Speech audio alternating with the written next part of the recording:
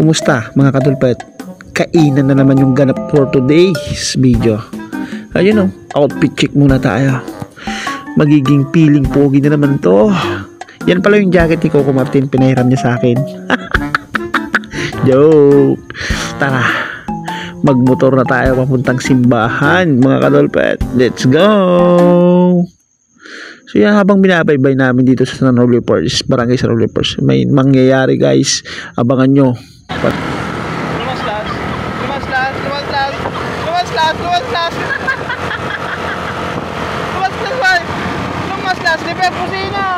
So yun nga mga kadulpet, napanood nyo. Alanganin yung kanya talaga. Yung pag-overtake ng nakamotor. Kasalubong niya isang truck pa. Buti nagbigay kami, kasama ko yung mga pinsan ko.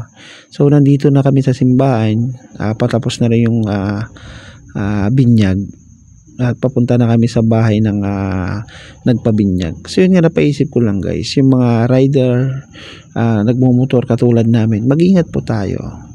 Kung hindi po tayo madisgrasya, makakadisgrasya po tayo sa daan. Saka bago kayo malis, mag-pray po kayo. Ingat po sa daan guys. Touchdown na tayo. Pinagpapawisan na yung mga kasama ko. At gutom na sila, halatado mga kadulpet. Tara, kain tayo. Maraming pagkain na hinanda sa amin kasi ninong daw kami. Ay, sana all. Tara, kain muna tayo. Wala mong ng video. Tara, hanggang sa muli.